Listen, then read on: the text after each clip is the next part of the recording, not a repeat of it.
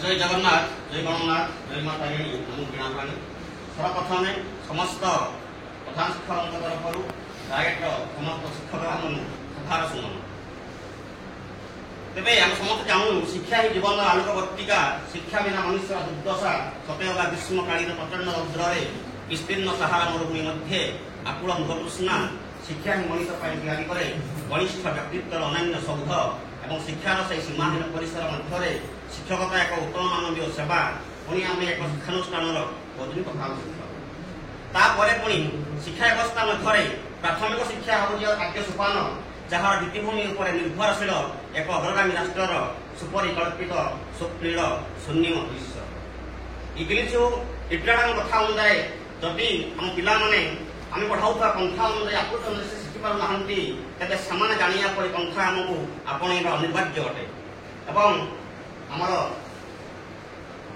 टागोरी कथा अनुसार जपरी जदि जन शिक्षक निजे अभिज्ञता संपन्न न हो कि न जानी पिला केवल होशियार मेथड से शिक्षादान करती तेरे से आत्मता ग्रहण करें ना।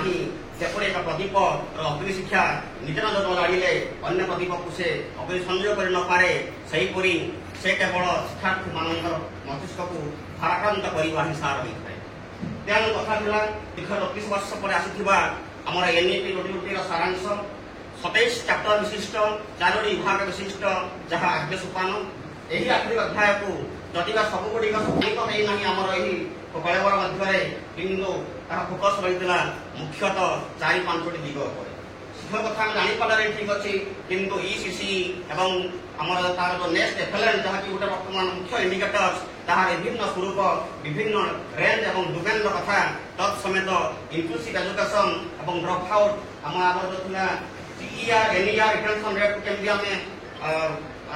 आम पूरा रखिपर 100 ରୁ 100 ड्रप आउट केमती रखा आम 0 से विषय अनेक धारा अनेक कथा आम आलोचना अनेक कथा किसी तो अच्छी लास्ट से फीडबैक तेरे कथा हूँ 86तम संविधान संशोधन 2002 फलस्वरूप आरसीएफसी 2009 केवल शिक्षा क्षेत्र आनी ना व्यक्तिगत परिवर्तन बरं भारत मातार कोमल कूल बुलुवा 6 ରୁ 14 वर्ष एवं पुणी ईसीसी संश्लिष्ट से मन मध्य आनी अपरंत हस और आनंदर संभार और से हसटी जी दिए सी हूँ आम शिक्षक समाज और ताहार होती आम प्राणभार।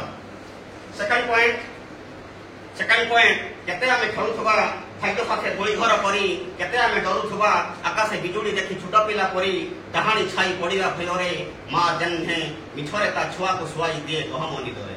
तेणु शेषे गोटे वाक्य उठ शिक्षक शिक्षिका समाज कर्तव्य पथरे हुआ अग्रत कर जाग्रत मन मध्य असीम विक्रम शिक्षा प्रदीप सुप्त समाज स्वप्न बलये संभावनार छविटाण सभी शिक्षार्थी को एकाठी बसाई समता डोरी बांधि दियो गिरिगंधर पारे साक्षर छंद भरी दियो संचालन बुद्धि कर आस आस भाई आसक भौणी आज यही क्षण रणनीय शिक्षकटे परिबंधी रुह खांडी आम समस्त संतुष्ट हो किंतु गोटे कथा आम जी दलगत उपस्थापना हवा सब गुड़ा बियंगी हो पाए ना।